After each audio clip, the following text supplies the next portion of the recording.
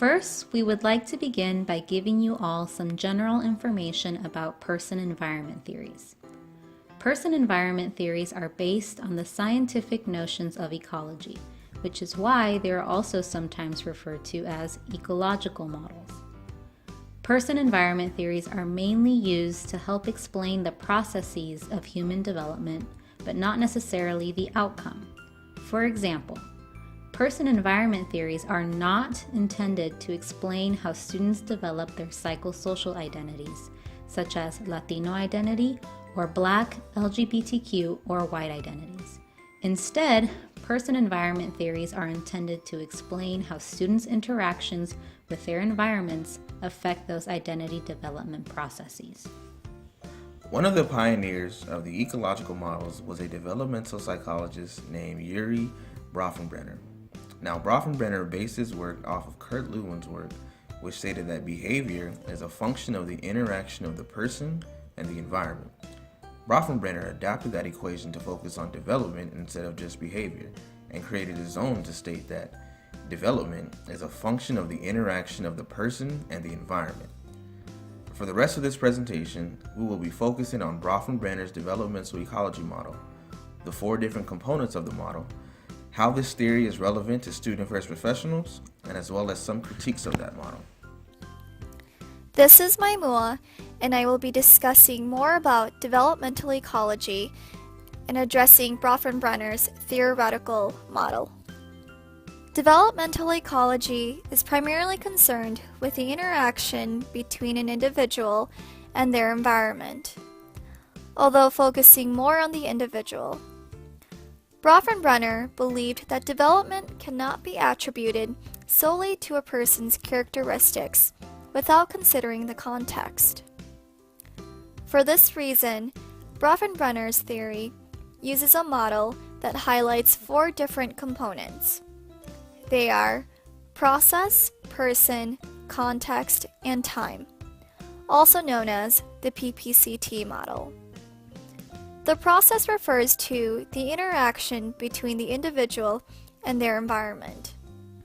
Here it is important to understand what factors contribute to their proximal processes, and then facilitate those processes without overwhelming the individual. The person component examines the attributes of the individual and how those attributes may impact development and the person's interaction with the environment. The context is typically understood as the critical location for interactions to take place. This is where Bronfenbrenner's model is influenced by 4 levels of systems: the microsystem, the mesosystem, the exosystem, and the macrosystem. The microsystem refers to an individual's immediate environment, such as friends, work setting, family, organizations, etc. The mesosystem refers to the interactions of those immediate environments and how those interactions support or inhibit an individual's development. An example could be the interactions between your romantic partner and your family, or your family and your work setting. The exosystem begins moving away from the individual. However, this system still exerts a certain amount of influence on an individual's microsystems. An example of exosystems could be public policies, school administration policies, or larger family challenges. And finally, the macrosystem, which is the broadest level of context, essentially refers to the cultural, political, and/or economical forces that exert an influence on the interactions of all the other systems. Alright, so let's give an example of how all this works. This is Anthony. Anthony's microsystem is his friends, his classmates, his partner, and his family. Now, Anthony's mesosystem is the interaction between all of his microsystems. So, the interaction between his relationship with his partner and his responsibilities as a grad student would be his mesosystem. And low-key, Anthony would much prefer hanging out with his partner than studying for his comprehensive exam. Now, for the exosystem that affects Anthony is the fact that his grad program administrators had to push back his comprehensive exam date a day back, thus influencing his celebratory weekend plans with his partner. An example of a macro system would be the funding issues taking place between the California Department of Education and the California State University system, which resulted in a strike that affected Anthony's comprehensive exam date, thus affecting his study plans and ultimately affecting his friends, family, and partner.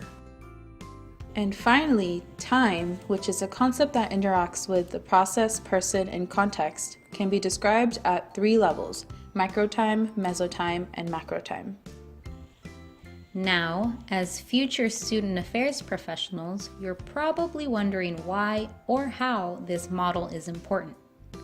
Person-environment theories and Bronfenbrenner's model can really help guide the understanding of how campus environments affect students' development.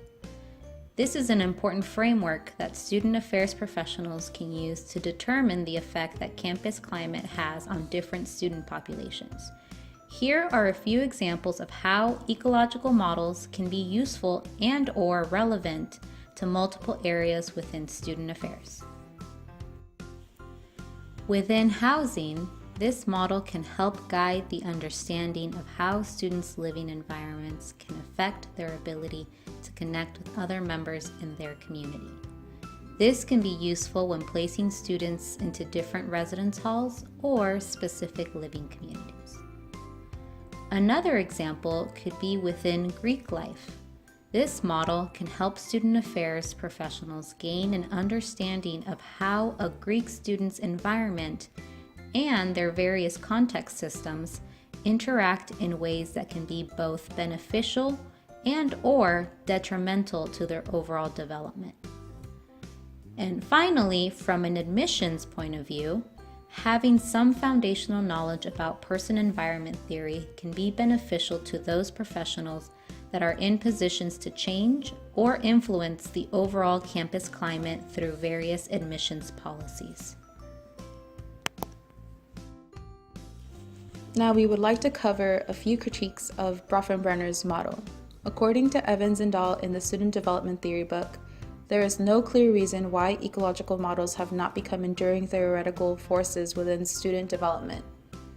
When looking through Bronfenbrenner's model, it is clear that there are a few limitations to the model and ecological models in general that may very well be a part of the reason why. First, this theory does not provide as much structure or detailed processes as a developmental model. As we mentioned before, this model focuses more on the process of development rather than the outcome. This model cannot be used as a standalone model to help guide our understanding of student development. Since assessment is becoming more of an expectation within the field of student affairs, this model would be quite difficult to assess because it does not define any outcomes on its own. The complexity of applying this theory and defining environments is another limitation. While not entirely impossible, it is challenging to examine every single context system for every individual on a college campus. Trying to define this process for all students would not only be cumbersome, but is also dependent on different perceptions of individuals, which may also be quite different than their realities. Another challenge is the fact that microsystems can be constantly changing during and at different points in time. The lack of stability in environments can be a cause for inconsistencies and affect data or application of the theory. So in closing, person-environment theories are extremely useful when applied to understanding a student's experience on campus as it relates to the campus climate, their personal relationships, and influence of environments. We would like to now pose a discussion question to you all. Keeping in mind your current role, aka your job, fieldwork position, and/or graduate assistantship, in what ways do you incorporate person-environment theory into your work?